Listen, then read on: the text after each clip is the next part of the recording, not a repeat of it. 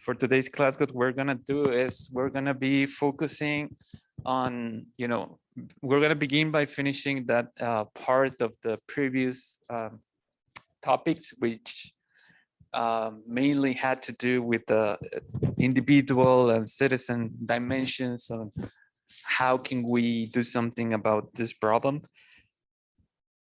But at the same time, today we're going to be learning a little bit about and really connected with the citizen dimension, right? So how is it that governments from all over the world have come about to, how are we going to be dealing with this problem, talking, about governance?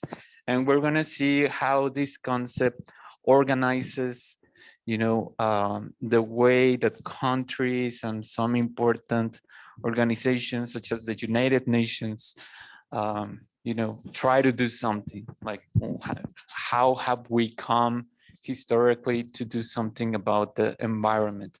And we're going to be doing both things.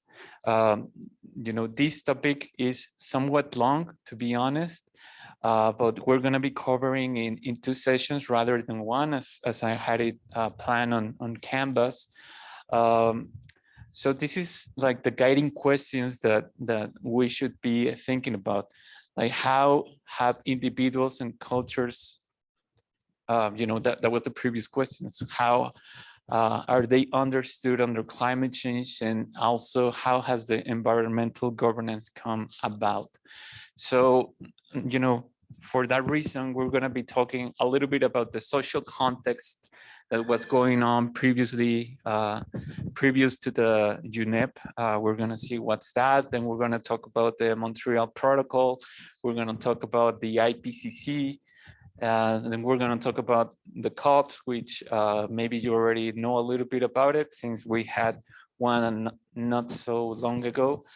And some of these protocols, agreements, then we're going to see whether, governments actually have done something regarding these protocols and agreements. And then we're going to end talking about, the Sustainable Development Goals, since there is, some important elements connected to climate change and the environment. And the last topic is going to be national governments. So as you can see, we're looking first at the global sense of how has the climate change and environmental disasters come about in organizing countries in such a way that we create protocols, science, agreements, and so forth. But I wanted to ask you, since I think it's a really important topic that in a way we get closer to it, and I wanted to ask you some things that are actually connected to the questions that you have to work on. And if you guys haven't finished watching the movie, there's a link in this image, and there's a link in this other image which will take you to the elements that you might need, right? So I wanted to ask you first, regarding the culture, if you were to think about the culture in Avatar, and we're gonna see, that I have the same question, but then regarding the other aspect, and that was a question that I didn't ask. Also, have you guys read the Great Chief letter, the Great Seattle Chief letter? All right. If not, don't worry about it. We're gonna try to briefly talk a little bit about it at the end, so you have an idea of it. But how would you describe, Avatar's culture, at least Navi's, the community that the movie focuses on, not so much humans like us, but the other community. How would you describe them? What interests you about this culture? So what do you guys think? All right. It's interesting that they are so in touch with like the earth, like with Pandora, and it's interesting that there's like actually a living entity that like binds them all together. It was, pero the goddess. Mhm. It's interesting like that they can measure it and they know that it's like the humans know that it is there, Mhm. and then and the Navi like they also know, but like give it another meaning instead of scientific, more like in touch with the earth. I really like that.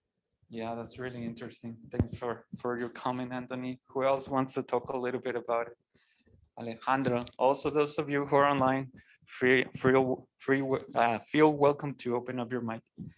Oh, the thing that is more interesting for me is like the bones that the Navi have also with the air, just like my partners said, because they use like this part of the hair that connects the brain with the plants, the horses, the birds, and they have like that kind of bond because they instead of being two living life, they're become one together, and I think it's very interesting because it's you and the earth one that you connect with them, and I don't know, I think that's the most interesting part for me because it's feel and live like one of them, and that's all. Yeah, I remember a part of the movie that I think when our protagonist was learning how to fly, like that his partner told him to just think about flying, and the immediate thing that he does is yell fly rather than just think about it, right? Make the bone And yeah, it creates the bond and then it starts flying. So who else wants to talk a little bit about it? Yeah, so I also like I also like that they try to mix this scientific reason as for the as like why do they have that bonding, and they picture it like the brain cells and how they make synapses and everything is connected. I really like that because I really feel like we are all in a way connected with everything around us, not just people. So yeah, it's kind of funny because I really like, I really like science, so I liked it really much that they try to include that scientific reason as for their bonding. Yeah, that's really interesting. Like you could even think of how systems appear, the systemic thinking appears in the movie because how everything is connected and binding. And maybe, if one look at our planet through a microscope, we could see like a movement which comprises different, different types of objects, animals, people, everything. So that's really interesting. And for instance, I like that, when you think about each characters, like you could put them in different types of reasoning. So you have the main researcher one. Yeah. So she had this brilliant scientific mind, but at the same time she was in a point where she might have not might have transitioned, but she, like when she felt that bond, maybe at the end of the movie, I don't know if you guys finished it. Like a moral compass. Yeah, but and also like at the end, when she's about to die, I think she tells the protagonist like, I saw her, so then you have to question what is it that she saw, being a scientific, And that's how religion also impacts in how you see the world and how we are all connected through like just thoughts. Because we can't see her, but we know there is a her because she said that. So it's like they hope to get, yeah, I hope full thought. Mhm. Yeah, for what comes next. Yeah, and that's a really big question, right? What comes next? So I heard someone online talking about moral compass. Who was it? I'm sorry. We missed What? you. Yeah, Kristen, we hear you. But what was the question? I thought someone said like something about the moral compass, and I don't know if you guys were talking about. Yes, I did say it.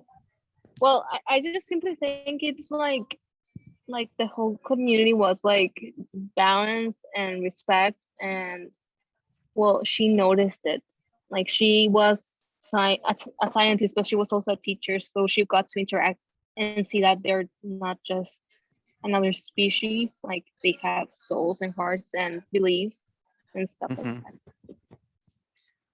Yeah, yeah, definitely. Like, and I think that's also really important because when you see the movie and you hear that at the beginning that she actually created a school for them, to teach them English, and she tried to act as a delegate, for the humans, but something happened in that relationship that, that she actually left, and I don't remember if she was pushed away by the Navis, which I believe happened. So, but I don't remember the reason why was that, and well, that's why our protagonist is interested, or what that's the interest behind our protagonist to actually pursue and try to create a connection, between them.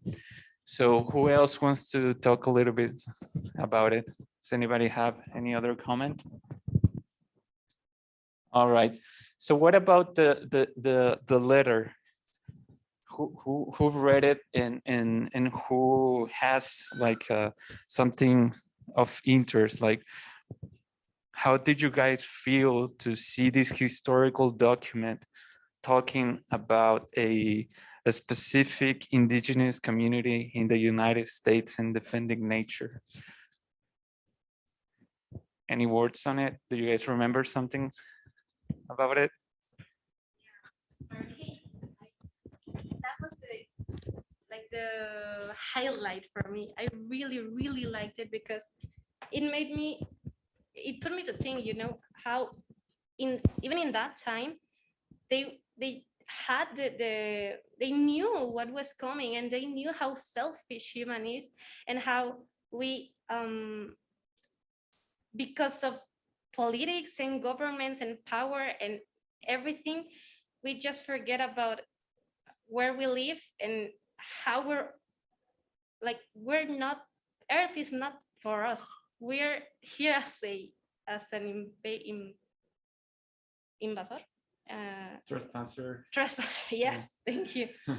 We're like I think in the letter it said, or I just once heard it, like we're not earth doesn't need us, we rather need it. So it's like mind-blowing how they saw and how they thought about it, and the ethical way and the nice way to say, like, you can do that, like I cannot sell you what's not even mine. So yeah, I think it was like hard for the president to get that response, that answer, I mean. But yeah, I just really liked it. Yeah, like I think the words are really powerful, right? So how, and not only in talking about ethics, politics, and how nothing really belongs to us, even if, government said this is our sovereignty, we are the ones in charge of these natural resources. Like, for instance, right now, Andres Manuel López Obrador with the whole lithium dilemma, and how it's going to be a topic, for renewables companies and so forth. But in a way, I also like admire that, these cultures, they know about systemic thinking even way before us, because they see the connection between everything and they talk about it. It's not like they say, so everything is connected and that's it. No, they see how everything relates to each part of the system. They talk about the river, they talk about food, they talk about nutrition and between every living element, and how, like, well, we are part of that system. But what about you guys? Do you guys have anything else to contribute um, to this part of the question about culture and this specific group, los Swamish? Right now, and what I see it's almost the same thing, that they are more in touch with nature.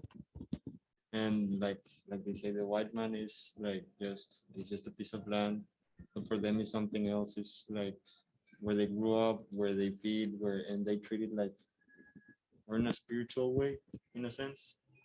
And that, like, and yeah, the white man is just there to get another piece of land. Is just another piece of land, and for the tribe is not just a piece of land. It's where they grew up. Like, it's them, in a sense. It's them. Yeah, I know, right? So when they talk about the white man, when they talk about the land, what do you guys think? Like, do you guys perceive yourself as being part, or would you perceive yourself to be, part of this white man? I don't know how to call it, a name that they assign to of how we consume and need all of these elements. Would you say we are like the white man culture embedded? Yes, we are the white man.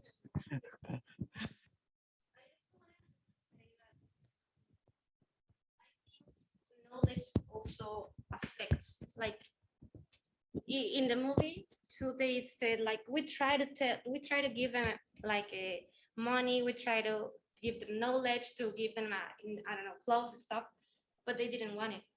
So I think the fact that we know how everything works, or we think we know how everything works, it just makes us feel as if we're superior, and so we can use everything as if it's not a living thing. So I think that really marks like a difference, because people, red people, they didn't know anything about science, and still they lived their whole, and they did what they did because they were thankful, and they needed it as much as Earth, we can say, as much as Earth needed them, to complete that whole cycle. Yeah, that's it. Yeah, so I immediately connected with, I don't know if you remember Lisa Schipper's argument that when we humans try to help communities that are going through natural disasters, like the first thing that we think about is from our own perspective. So we can't, or that's a question that she actually has, like, is it possible to solve these sort of climate change hazards without being within our own perspective? And I think that in the movie, and that's why I wanted you guys to watch the movie, because I think they make an argument over there, and with what you said at the beginning, like, you can give them all of these elements, and the guy who represents the company, actually, I think he was the one who said so, right? Like, we already gave them education, we gave them clothes, but they don't want anything. What is it that they want? Like, he's thinking from his own perspective. And the other part of Lisa's argument, which you already put it in your own words, is that when we do that, we don't think of it, but we're actually saying, like, I know what you need, and we are talking about some certain also superiority. Like, I'm recognizing that I know more than you, and you need this, right? And that's in a way like what some researchers and from these new traditions called colonization. Like, we don't really notice it, but by us telling them what they need, we are giving them exactly our own ways of living. And that's a part of the process of colonizing, like when the Spanish people came to our lands, like, that's part of how colonization came about. Like, how can we see you wearing almost nothing? Like, here, create your own clothing. Here is the basis of what we have. So create your own. And in a way, that's part of this whole colonization processes that happened, still happen in some places. And I think, well, we're gonna connect it with a question that we have further. Let me just keep this one because I think in a way we talk about it. So talking about environmental injustice, which was the last part of our previous class last Friday. So would you say there was an environmental injustice in the movie? How would you guys describe it?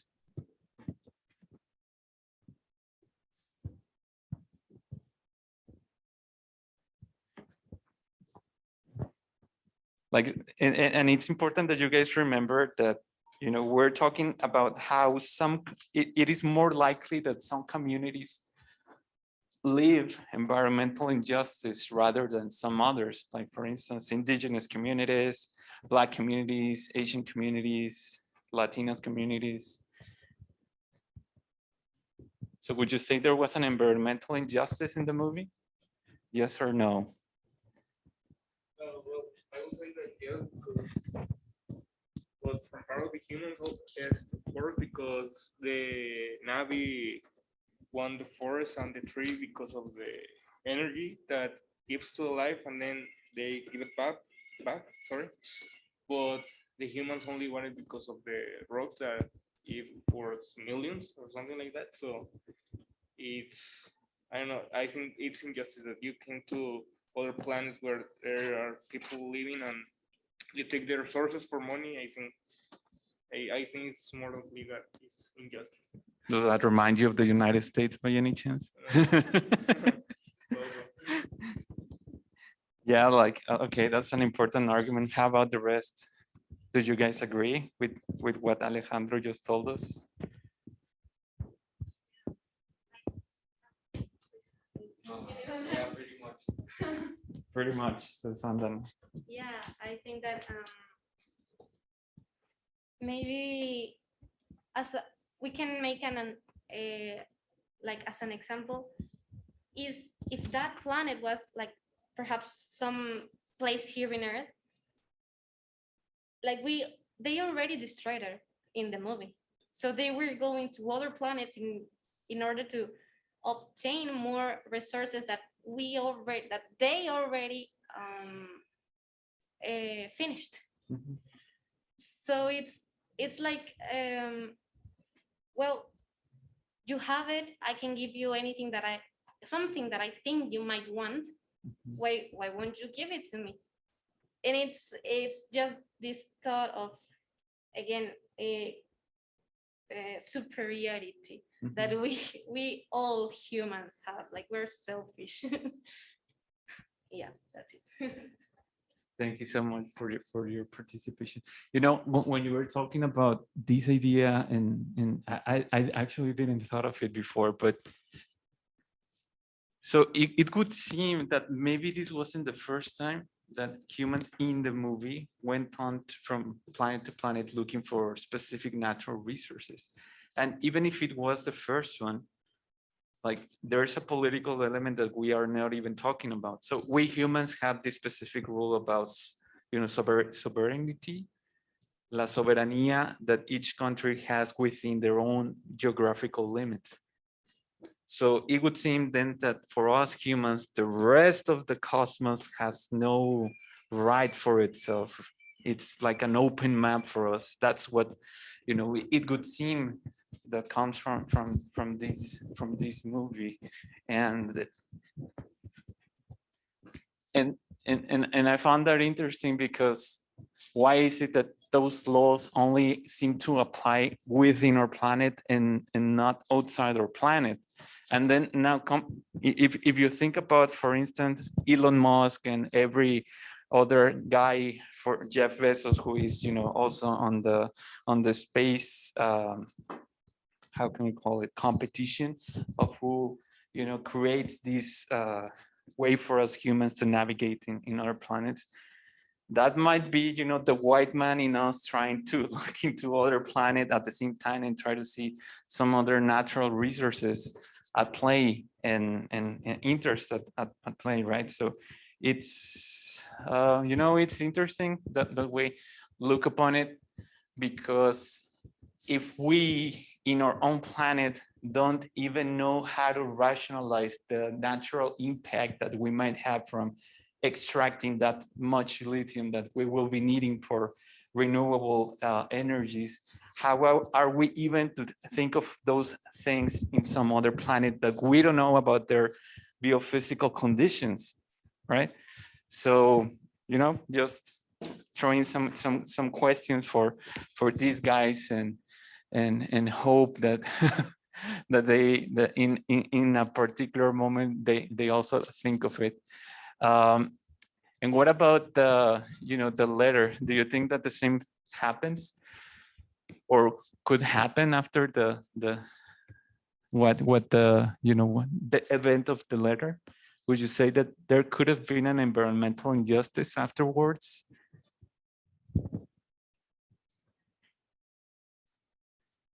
Because you, in that particular moment, like you see the great chief Seattle trying to communicate, you know, his wishes and maybe the tribe's wishes towards the white man, you know, and in that letter, you get to know that the white man has an interest of buying specific lands. But do you think they actually bought it? Or do you think that they just went ahead and destroyed the tribe and take it all? What do you guys think would be more likely from the United States of those specific times where they were really wild?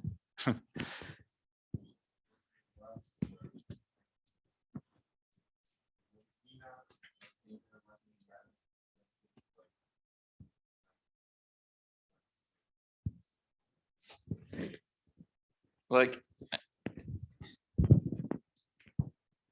try to think of this particular, like try to not to think it as something that actually happened, you know, the whole Squamish event, but try to see it as a process of how, you know, a community has a particular reasoning of their own land and how they, you know, they are against someone else who have another sort of interest because they have a different interpretation of what is a natural resource. And what I wanted to, in a way, you know, that you guys see is that that conflict from having this belief system and the white man's belief system, in a way, is still happening.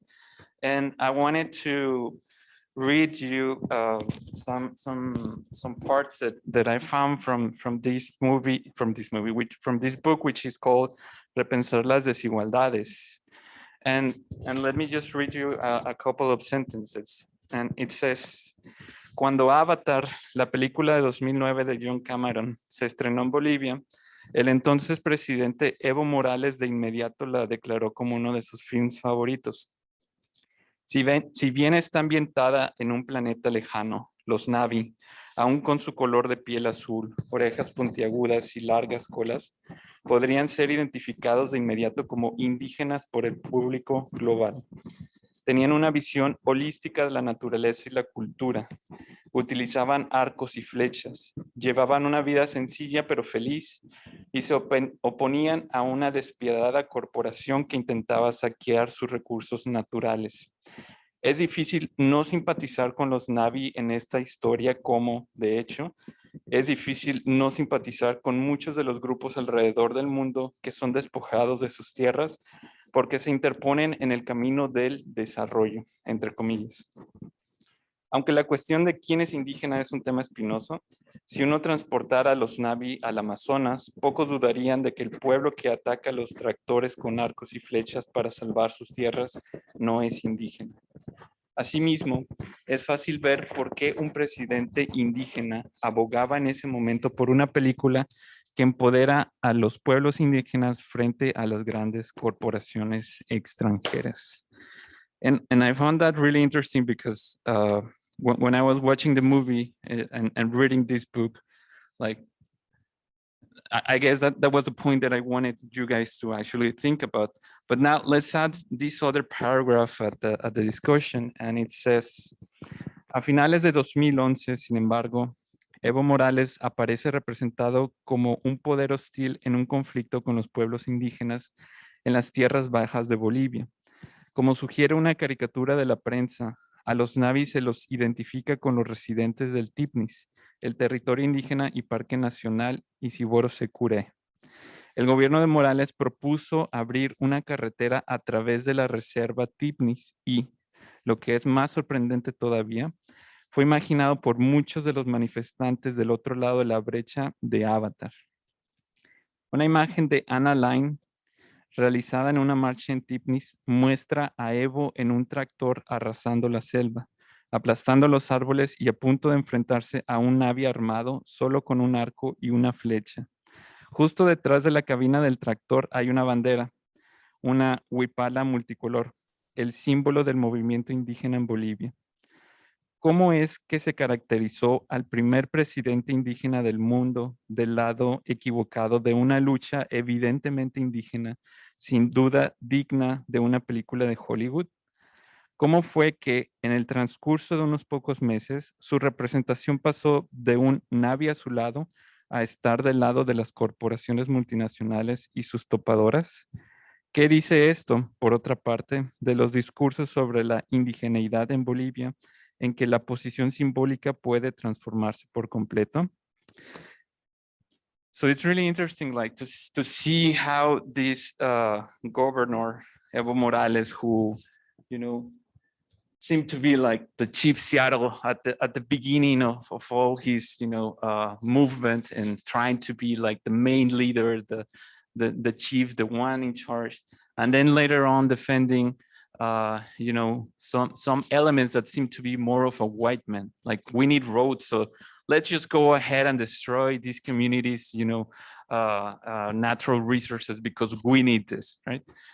And that's going to be an important topic, because is that also an environmental injustice?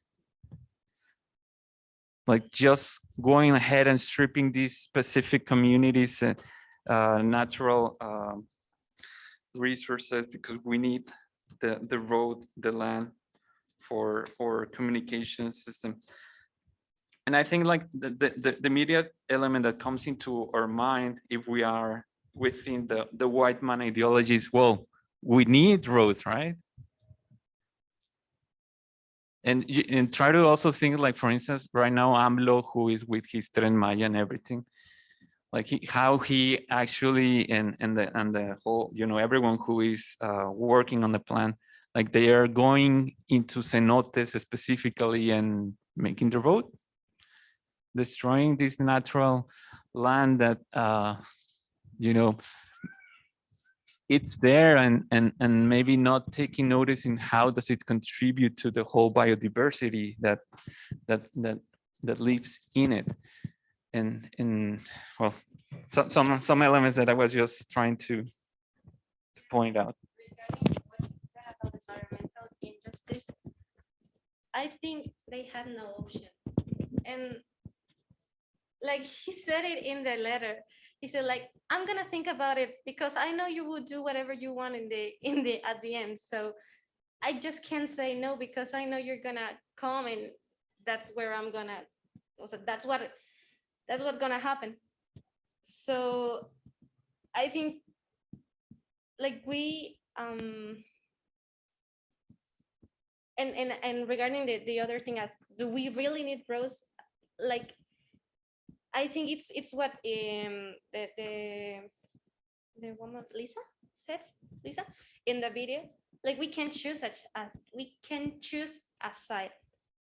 If we build this whole perspective in the indigenous way of point of view, they don't really need them because they already live as happily as they want and they already have what they want, and that's enough.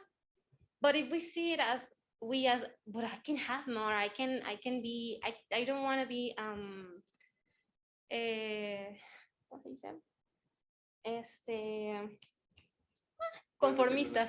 Sí, conformista. I don't want to just have this one. I want more.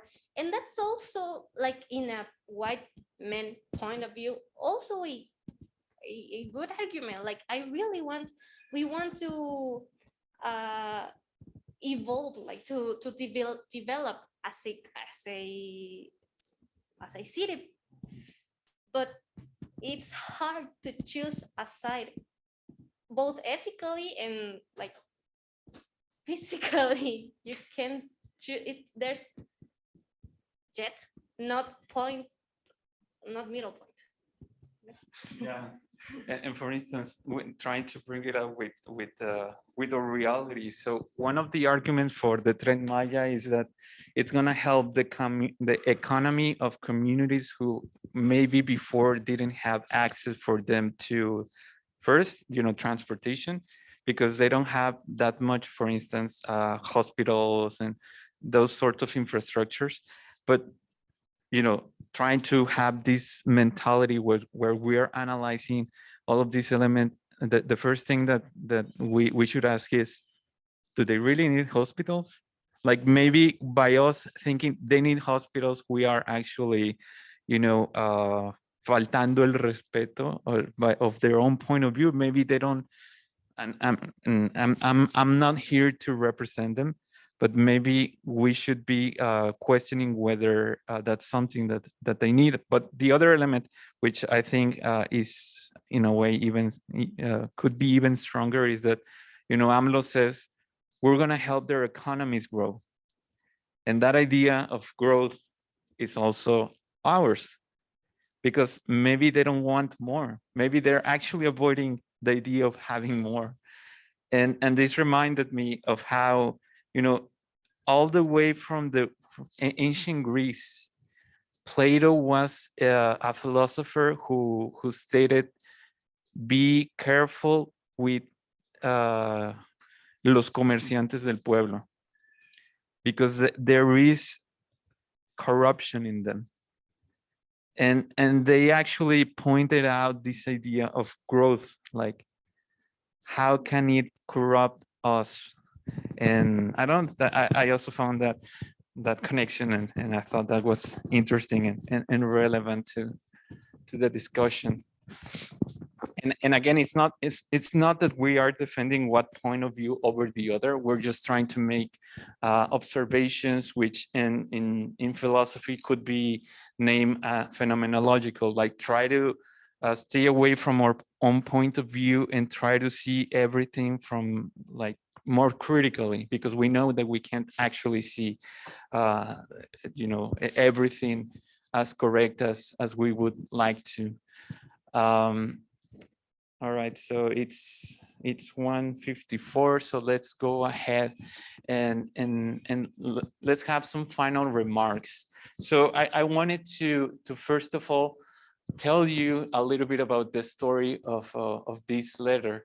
So, the first thing that I wanted to let you guys know, and this is the National Archives by the United States, is that, where is it?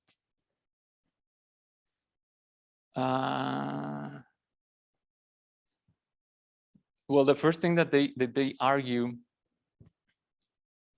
I think it's this one. But where these words actually articulated by an otherwise obscure Indian more than a century ago, all Seattle sonorous and evocative phrases still reverberate today. This is an interim report on a search for their origins. And what they then go and argue is that, first of all, they don't know if this, the discourse that happened or the letter itself, they don't know its veracity. However, they are conserving it because it represents a discourse, what we call un discurso. It represents a point of view of a particular communities that we might not have the name of them. We might not know who actually did it, but it certainly helps us see another perspective of nature, of the environment, of political relationships between, the old United States and maybe in a way also representing us.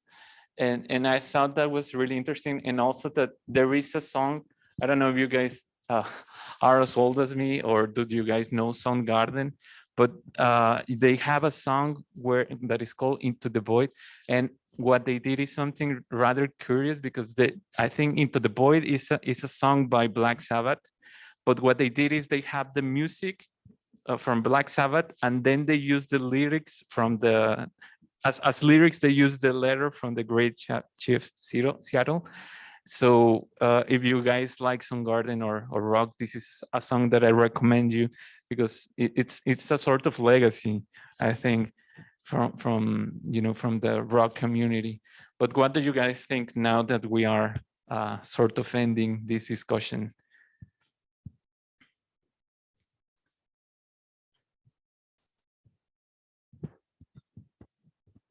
Any final remarks, or should we just go ahead and, all right?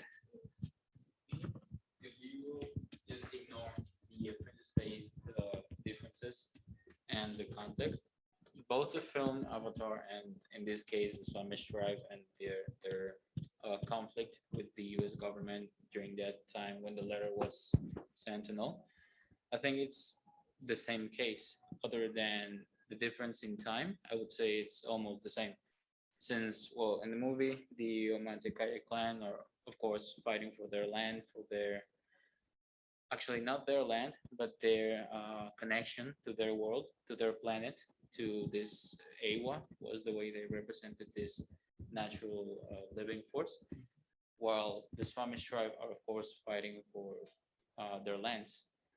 I would say the only difference to me is time, since the Swamish tribe have already fought for such land and more, but hundreds died. We already know from US history that. Yet in the film, well, this didn't go the same way as in real life. In the film, we see the Navi fight against the Sky People. They win, which is a good ending. Sadly, that was not the case for all the Native Americans in the US. They practically all lost. And in the end, they had almost little to none land left for them to live in the way they want to live. Which is why the proposition of President, who was it? Well, of the president who asked the land to the great chief. Yeah, it was even, I would consider it an insult, since it's the only thing they have left. And it's offering them to buy such land when it doesn't have really a price for the Swamish. The way that the great chief stated, it's part of them, part of their heritage, of their culture, and it's something that, like they said, the white man does not understand. And yeah, that's the only difference I find in the case, ignoring the context and the I was thinking when you were mentioning this whole fight between the comparisons, right, from the Swamish and also in Avatar, like there's a point in the fight in the movie that it would seem that they actually lost, but then nature comes back and animals from nature seem to be coming back to defend everything, because in a way, I don't know, I was thinking like how that particular moment in the movie in a way also depicts how we would think that nature would respond for some trespassers going into nature, right? But actually, if we also think about Navi and them and this community, they seem to be representing some parts of us as humans, and at the same time, I don't know, I was thinking that maybe in the movie it sort of works, but would that work in our actual real world? Like I was thinking when you were talking about the indigenous communities, and and that didn't seem to happen, sadly, at all, right? So, you know, it's our imagination processing some of these elements, trying to justify how should we actually represent indigenous communities winning over the white man. I guess that's the point that I'm trying to make. Like, there are some symbolic elements that don't correspond to our own reality, but depict how we feel that ethically should go. Actually, the beginning, the ending of the movie is actually humans living and defeated, right? Rather than the reality, which is the whole opposite, humans inhabiting spaces that don't belong to them and constructing big cities. Since I think we find that comparison, I guess, more like a metaphor. How in the film, like you said, there was this natural force. It is Awa helping them fight off the sky people. We could say it's happening the same in real life, except it's not a natural force, it's natural disasters. Since we're having more tornadoes, more earthquakes, more hurricanes, any natural disaster is happening in a more regular base, since well, human actions have caused climate change and this chain of effects. I love that you actually took the hint right over there. I stated that because I wanted to see if someone could make that connection between whether climate change could be seen as a natural response over our own trespassing in the planet that we inhabit.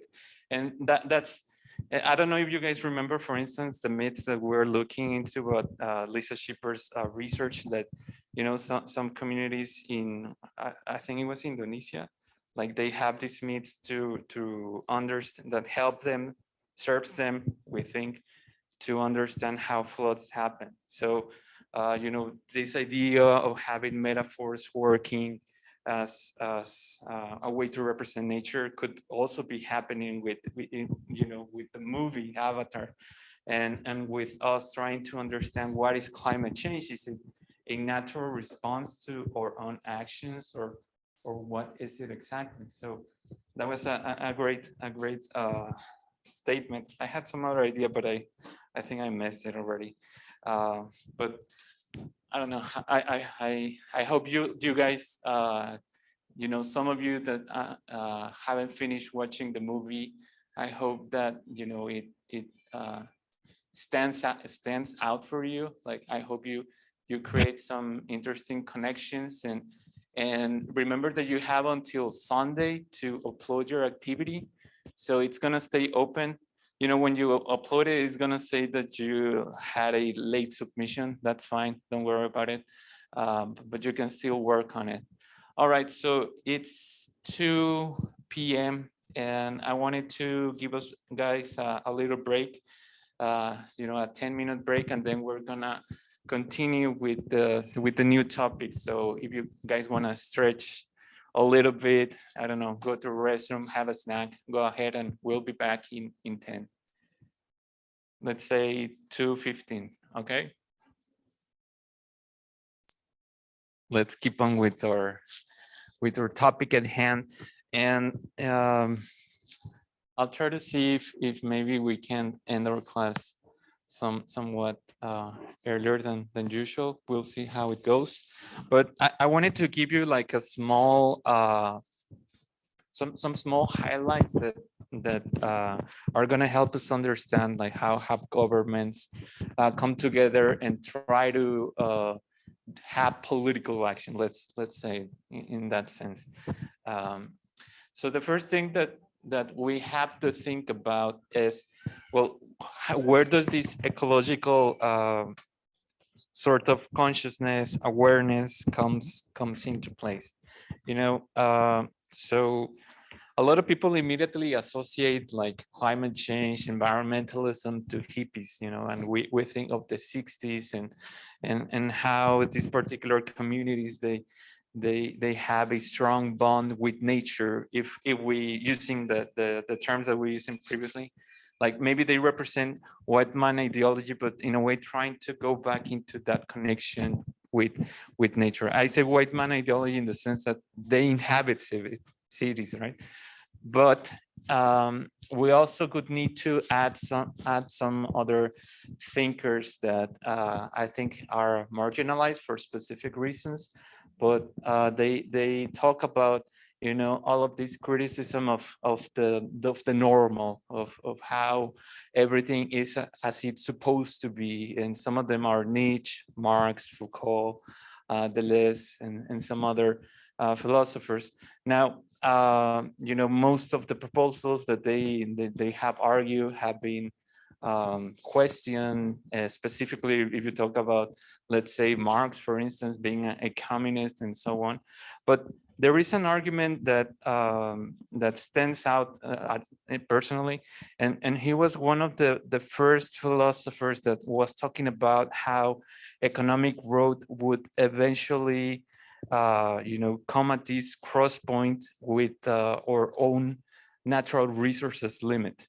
Like he was seeing how capitalism in a way has this tendency for exponential growth, but he said that, you know, this actually doesn't correspond with our planet. Like there aren't an infinite amount of natural resources. There's a specific limit. You know, but people dismiss him because of his proposals of communism and whatnot. But there are some elements, there are some remarks that I think help, you know, building this sort of ecological awareness. And even if you look for our own, you know, thinkers, some of them actually go back to Marx and some of these thinkers. But also, you know, trying to disconnect from the humanities, trying not to talk about those sort of problematic characters.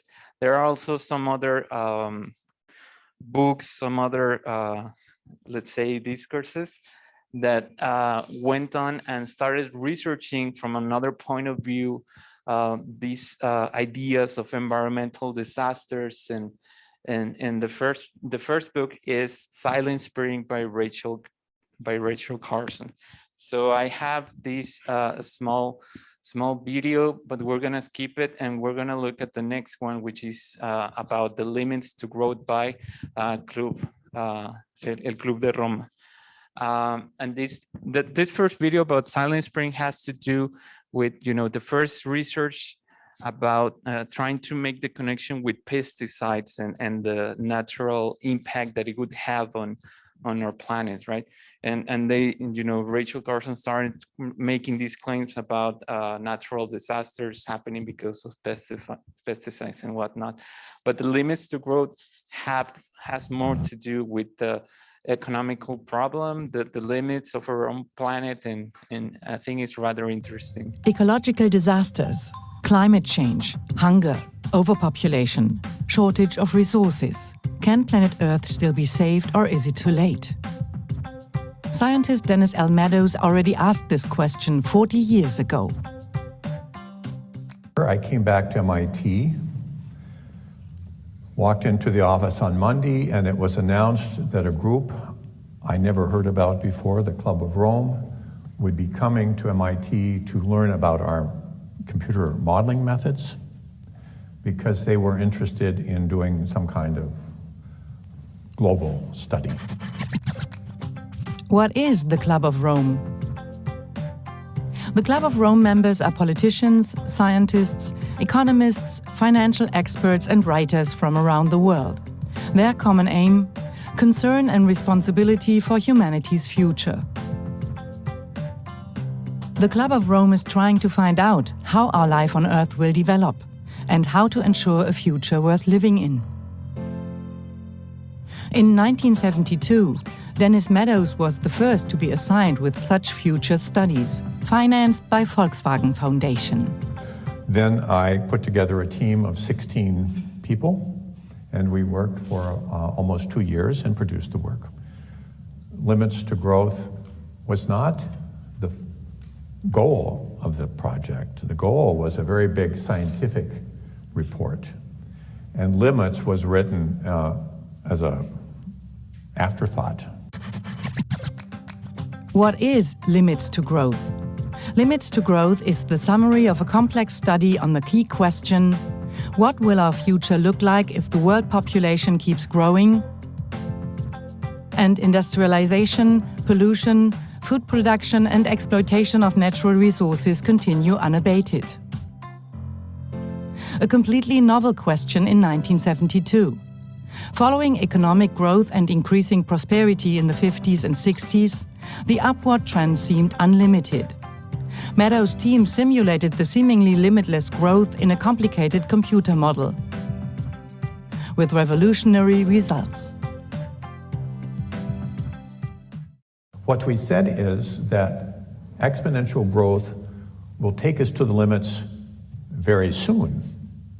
Actually, if you look at our book, our 1972 book, although we showed many different scenarios, all of them show that growth stops sometime in the period of 2020 to, let's say, 2060. So soon. Where does growth reach its limit? Suddenly, it was obvious.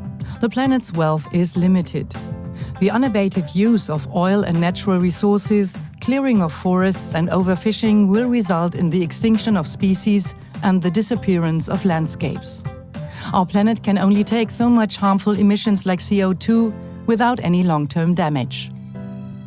So there are limits to what our planet can endure without grave consequences. All ecological movements founded in the 70s used limits to growth as the basis of their reasoning.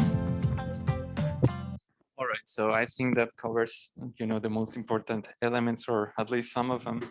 And have in mind that last statement that, the video says about how this book actually was, a representation or was used as an evidence by some environmentalists into climate change, action and regarding how should we look into it, and having all of these ideas in mind, we have to now question what is it that governments were doing or started doing, and what sort of governments was at play. So I just wanted to give you guys this small definition about governance, because when we talk about the idea or el acto de gobernar, maybe the first association has to do with politicians, the state, and it's not necessarily always the case. There are some mechanisms, there are processes, there are institutions at place through which us humans articulate our interest, and we also make use of our rights, obligations, and we have our place to argue about our differences. And that's why when we talk about environmental governance, you have to associate the UN as an important actor.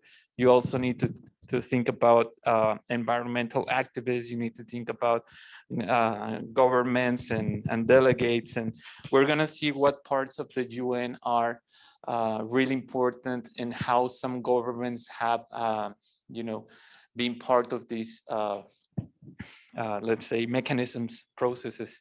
So the first thing that we have to connect with international governance is the UNEP. So this is the United Nations Environmental Programming. And in Stockholm by June 6, 5 to 6, there was in 1972, there was this conference which was organized by the UN, and this has been like the most attended conference which have to do with climate change, and some of these numbers are rather interesting if we compare it to what has been going on right now, and what has to what you need to think about is that it is here that the Stockholm Declaration is approved, and the Stockholm Declaration, these are the first human principles which have guided action for the following decades. obviously regarding climate change and in our environment, right? So there are a couple of principles that I wanted to, to show you guys, so you see what are like the ideas behind this declaration. So I'm just going to focus into what is set up as bold. So the first principle, as you can see, talks about environment, the idea of an environment of quality, but it also talks about freedom. It talks about equality, adequate conditions of life. And these are the sort of conditions that we perceive that we need in order to have a life of dignity, well-being, and these elements are our responsibility, and we need to protect and improve our environment, and obviously this for present and future generations. So a couple of elements that are happening here in this principle. This other principle, I think, is really important, and we're discussing it previously with the whole avatar and the letter thing. The sovereign right to exploit our own resources, but here they're talking about states, right? And in a way, this could, be used by Andrés Manuel López Obrador to argue of why lithium should be nationalized, because based on this principle, Stockholm principle, we are the ones who should have the right to exploit our own natural resources. And there are some other elements that are also important. No? They talk about the responsibility to ensure that the activities that happen within that specific state's jurisdiction or control do not cause damage to the environment of other states or areas beyond the limits of national jurisdiction. So, they're talking about the right, but also about the responsibility of not damaging others' sovereignty. There's also, in Principle 22, the idea of cooperation, but let's look at this one as well. So they talk about compensation for the victims of pollution and other environmental damage. And this is one of those hot topics because, countries don't actually agree on how should we look into this compensation, who should be the one, who should be the responsible one. And we're gonna see what sort of arguments do they come about. So, when we think about the UNEP or the UN Environment Programme, think about that they are like the main body of the United Nations, the world's leading environmental authority, and they set up like the agenda, like what are we supposed to be discussing about. And here we have a quote that they have on their webpage that says, "Our mission is to provide leadership and encourage joint work in caring for the environment, inspiring, informing, and empowering nations and peoples to improve their quality of life without compromising that of future generations." So, a mixture of some of the principles that we already discussed, the Stockholm Declaration. And that's how, the first, let's call it, body that has to do with environmental governance. And let's say that as a tool, they work on these briefs, they work on this project, which is called HAIL. And these are, assessments reporting on the state, trends, and outlooks of the environment. So it's also, a series of products that informs environmental decision-making and aims at to facilitate the interaction between science and policy. So, we have all of this science, we have all of these politicians making policies, but we didn't have like a sort of report that integrates, that tries to make sense of what's happening globally.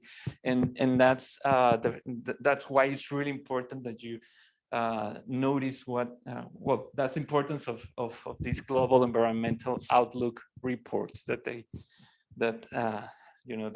still have. So, that's regarding the UNEP, and there's another protocol that,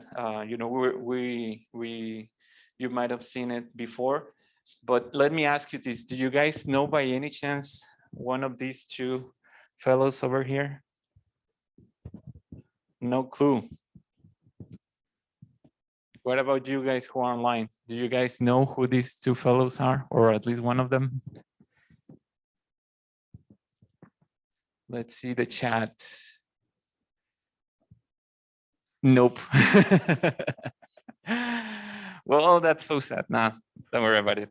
So, the guy on the right, his name is Mario Molina. Do you guys know Mario Molina? No clue. Oh my God. Guys, come on. Now, Mario Molina is an important, one of our more, from our recent history, is an important person regarding climate change. And we're going to see a little bit about his story in this small video.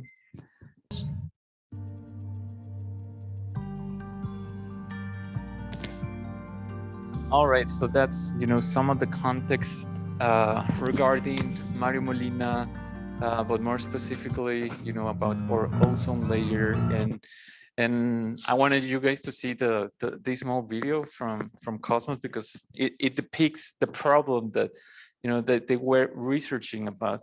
So, Roland and Molina were working on these predictions, and obviously, the market, the industry, skeptics and whatnot, they started to discredit these claims.